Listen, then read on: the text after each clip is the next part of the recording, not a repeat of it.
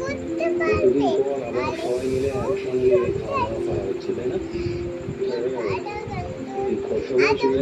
এই লেবুটা তোমরা করতে পারো, আর এই লেবুটা কিস করে লেবুটা এরকম করে চেপে দিয়েছিলাম, তাহলে ওইটা আমি রেখে দিয়েছি।